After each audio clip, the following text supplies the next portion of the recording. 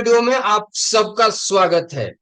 Friends, आज के video में मैं आप लोगों को बताने वाला हूं कि किसी भी वजह से अगर आपकी वेबसाइट का डोमेन अथॉरिटी डाउन हो गया है, डिक्रीज हो गया है, या फिर धीरे धीरे करके डाउन हो रहा है, ग्राफ नीचे की तरफ जा रहा है, तो हम ऐसी क्या एक्टिविटी करें जिससे कि हमारा जो ग्राफ है जो डाउन की तरफ जा रहा है, डोमेन अथॉरिटी डाउन होते जा रहा है, तो वो डोमेन अथॉरिटी डाउन होने से बचे और साथ ही साथ हम उसको रिकवर कैसे करें, कैसे वापस करें, कैसे हम अपनी वेबसाइट के डोमेन अथॉरिटी को दोबारा से इंक्रीज करें।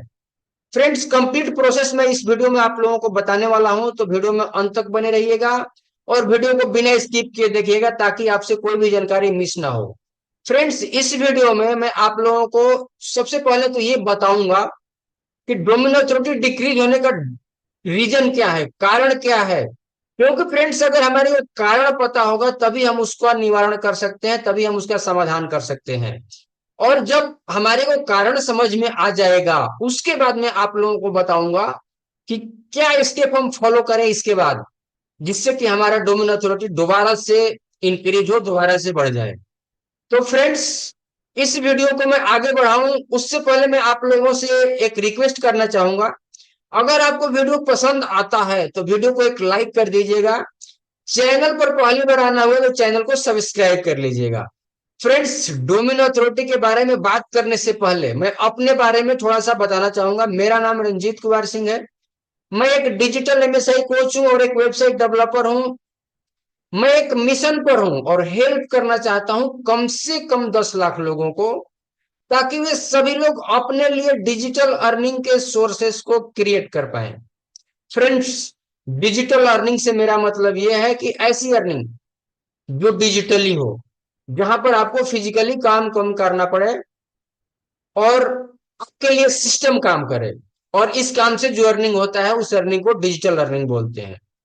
फ्रेंड्स, चलते हैं टॉपिक की तरफ, आज का जो एजेंडा है उसकी तरफ, और समझते हैं कि क्या क्या वजह है हमारी डोमेन अथॉरिटी को डिक्रीज होने का, डोमेन अथॉरिटी डाउन होने का, और उसके बाद समझेंगे कि कैसे हम उसको रिकवर करेंगे।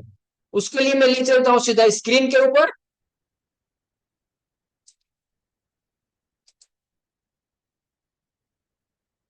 अभी मैं आप लोगों को अपने स्क्रीन के ऊपर लेकर के आ गया हूं। यहां पर एक एक करके हम यहां पर समझने वाले हैं डोमेन अथॉरिटी डिक्रीज होने का रीजन क्या है। सबसे पहला रीजन है एल्गोरिदम अपडेट। जब जब एल्गोरिदम में अपडेट हुआ है, जो भी वेबसाइट कुछ ऐसी एक्टिविटी कर रही है जिसको कि गूगल अलाउड नहीं करता है, उस वेबसाइट के ऊपर सबसे पहला असर पड़ता है एल्गोरिदम अपडेट का। तो हमारे को ऐसी एक्टिविटी से बचने की जरूरत है। सेकंड है पेनलाइजेशन। अगर हमारी वेबसाइट स्पैमी प्रैक्टिस में है या फिर लिंक मैनिपुलेशन में है, तो जब भी एल्गोरिदम में अपडेट आएगा हमारी वेबसाइट का जो डोमेन अथॉरिटी है वो डाउन हो जाएगा, डिक्रीज हो जाएगा। स्पैमी प्रैक्टिस से मतलब यह है कि कॉपी पेस्ट कंटेंट डालते हैं, चैट जीपीटी या फिर एआई से लिखवाते हैं कंटेंट, और बिना उसमें कुछ भी चेंज किए, उसका बिना प्लगरिज्म चेक किए सेम टू सेम ऐसे कॉपी और पेस्ट करते रहते हैं। या फिर ऐसी जगह से हम इमेज अपलोड कर रहे हैं जो कि अलाउड नहीं है जहां से इमेज लेना। तो ऐसी प्रैक्टिस से हम बचेंगे। और लिंक मैनिपुलेशन से मतलब ये है कि आप मुझे बैकलिंक दे दो, मैं आपको बैकलिंक दे देता हूं, ऐसी एक्टिविटी में हम शामिल हो जाते हैं। तो ऐसी एक्टिविटी में हमारे को शामिल नहीं होना है। नेक्स्ट है पुअर बैकलिंक प्रोफाइल।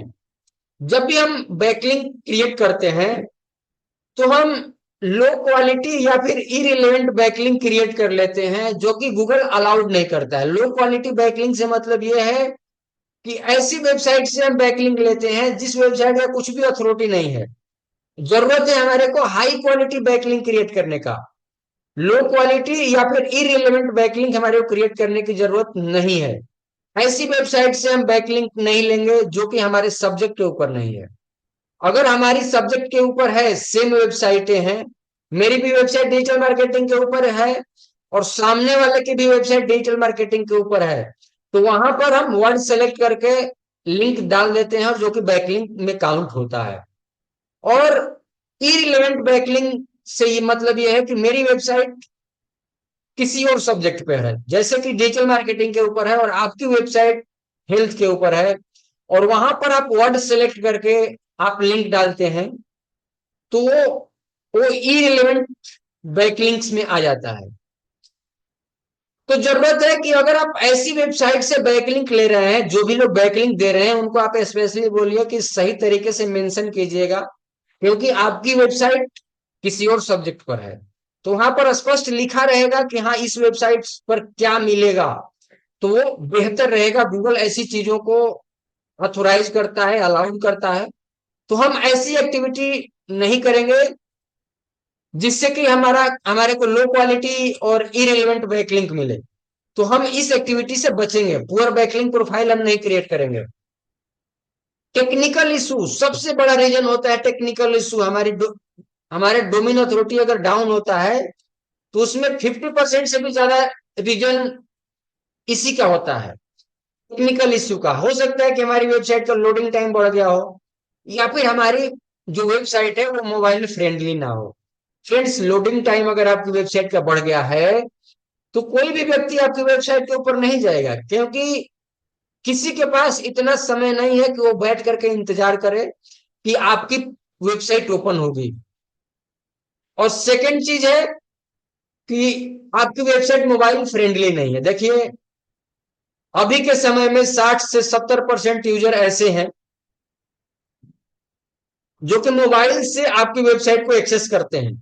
तो आप जब भी वेबसाइट क्रिएट करेंगे तो मोबाइल फ्रेंडली वेबसाइट बनाएंगे, और साथ ही साथ लोडिंग इस टाइम के ऊपर ध्यान देंगे, अपनी वेबसाइट को फास्ट बनाएंगे। कंटेंट क्वालिटी सबसे इंपॉर्टेंट पार्ट है डोमेन अथॉरिटी के डिक्रीज होने का। Low quality content, irrelevant and outdated. Friends, low quality से मतलब नहीं है कॉपी पेस्ट, और इरेलीवेंट से मतलब ये है कि मेरी वेबसाइट डिजिटल मार्केटिंग के ऊपर है, मैं लगातार डिजिटल मार्केटिंग के ऊपर ब्लॉग लिख रहा हूं, और उसी वेबसाइट के ऊपर 2-3 ब्लॉग में हेल्थ के ऊपर डाल दिया।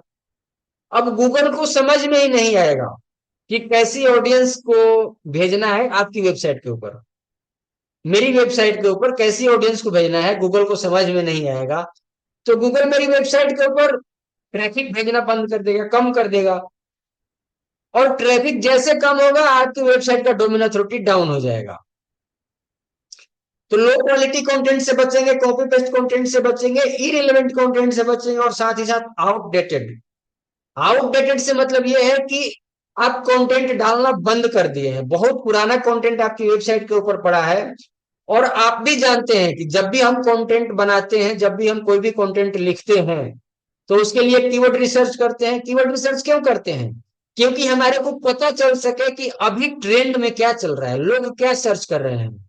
और अगर आपका कंटेंट आउटडेटेड है, बहुत पुराना है, 2 साल 4 साल 5 साल पहले का है, तो आपको ये समझने की जरूरत है कि आपका कंटेंट आउटडेटेड है, तो हो सकता है कि आपका कंटेंट अब ट्रेंडिंग में ना हो, अब लोग उसको सर्च नहीं कर रहे हैं। तो जब लोग ही सर्च नहीं कर रहे हैं तो आपकी वेबसाइट के ऊपर जाएगा कौन? ट्रैफिक नहीं आएगा, तो डोमेन अथॉरिटी ऑटोमेटिक डाउन होना है। तो अगर आपके पास आउटडेटेड कंटेंट है, इररिलेवेंट कंटेंट है, या फिर लो क्वालिटी कंटेंट है, तो इन सभी चीजों को आप अपडेट करेंगे। कंपोटिटर एक्टिविटी में क्या क्या होता है कि जो हमारा कंपोटिटर है वो बैकलिंक बिल्ड कर रहा है, इंप्रूव कर रहा है लगातार अपने कंटेंट को, और साथ ही साथ अपनी वेबसाइट को लगातार ऑप्टिमाइज कर रहा है, लगातार एसईओ कर रहा है। और हम कुछ नहीं कर रहे हैं, अपनी वेबसाइट को ऐसे ही छोड़ दिए हैं। तो अगर हमारा कंपोटिटर काम कर रहा है और हम कुछ नहीं कर रहे हैं, तो ऐसे में क्या होगा कि आपके कंपोटिटर की वेबसाइट का जो ट्रैफिक है वो बढ़ जाएगा। और कहीं ना कहीं अगर आपका कंपोटिटर है तो जाहिर सी बात है कि वो सेम कीवर्ड के ऊपर काम करता है। तो जिस कीवर्ड के लिए आप रैंक कर रहे थे, जिस कीवर्ड की वजह से आपके ऊपर ट्रैफिक आ रहा था, सेम कीवर्ड आपके कंपोटिटर का है, उसके पास नया नया कंटेंट है, लगातार बैकलिंक बिल्ड कर रहा है, कंटेंट में इंप्रूव कर रहा है, ऑप्टिमाइज कर रहा है, तो ट्रैफिक उसके ऊपर जाना शुरू हो जाएगा, आपके पास ट्रैफिक आना कम हो जाएगा। तो ऐसे में आपकी वेबसाइट के ऊपर ट्रैफिक कम होगा तो जाहिर सी बात है कि आपकी वेबसाइट का जो डोमेन अथॉरिटी है वो डाउन हो जाएगा। तो ये भी एक फैक्टर होता है डोमेन अथॉरिटी डाउन होने का। तो हम शांति से बैठेंगे नहीं, हम भी कुछ ना कुछ करेंगे अपनी वेबसाइट के लिए ताकि हमारा डोमेन अथॉरिटी डिक्रीज ना हो। फ्रेंड्स, ये तो जो फैक्टर था, 6 फैक्टर मैं यहां पर बताया हूं।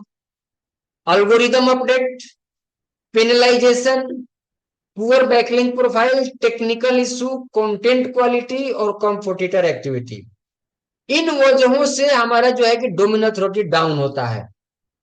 अब सवाल यह है कि अगर डाउन हो गया है, जो हुआ सो हुआ, अब इसको इंक्रीज कैसे किया जाए, हाउ टू इंक्रीज, आइए समझते हैं। अगर आपका डोमेन अथॉरिटी डाउन हो गया है, डिक्रीज हो गया है, तो उसको अगर आपको इंक्रीज करना है तो सबसे पहला काम है कि आप मॉनिटर करेंगे अपनी वेबसाइट बैकलिंक प्रोफाइल को। जहां जहां से आप बैकलिंक लिए हैं उन सभी प्रोफाइलों को आप देखेंगे कि ये वेबसाइट कैसी है, उन सबको आप मॉनिटर करेंगे। सेकंड काम है कि आप हाई क्वालिटी का कंटेंट क्रिएट करेंगे और वैल्यूएबल कंटेंट बनाएंगे और साथ ही साथ इंफॉर्मेशनल कंटेंट बनाएंगे। इसके अलावा आप अपने वेबसाइट का जो टेक्निकल एसईओ है उसको इंप्रूव करेंगे ताकि आपकी वेबसाइट का जो लोडिंग टाइम है वो कम हो जाए। और टेक्निकल एसईओ में मोबाइल फ्रेंडली भी आता है, तो आप उसको भी ध्यान में रखेंगे। मोबाइल फ्रेंडली अपनी वेबसाइट को बनाइए और लोडिंग टाइम को कम कीजिए, अपनी वेबसाइट को फास्ट कीजिए, स्पीड बढ़ाइए। और साथ ही साथ गूगल का जो भी एल्गोरिदम में अपडेट आता है उस अपडेट के साथ आपको अपडेटेड रहने की जरूरत है। आपको पता होना चाहिए कि एल्गोरिदम में क्या अपडेट आया है। इन 4 चीजों के ऊपर अगर आप ध्यान देते हैं तो आप अपनी वेबसाइट को दोबारा से ट्रैक पर लेकर के आ पाएंगे। आप दोबारा से अपनी वेबसाइट के अथॉरिटी को बिल्ड कर पाएंगे, बढ़ा पाएंगे, इंक्रीज कर पाएंगे। मैं ये उम्मीद करता हूं कि इस वीडियो में मैं आप लोगों को कुछ वैल्यूएबल जानकारी दिया हूं। अगर आप लोगों को इस वीडियो में कुछ वैल्यूएबल जानकारी मिला है, वीडियो आपको पसंद आया है, तो वीडियो को एक लाइक कर दीजिएगा। चैनल पर पहली बार आना हुआ है तो चैनल को सब्सक्राइब कर लीजिएगा। Thank you so much for watching this video. मिलते हैं एक और नए वीडियो में एक और नई जानकारी के साथ। तब तक के लिए सीखते रहिए, जीतते रहिए। Bye bye.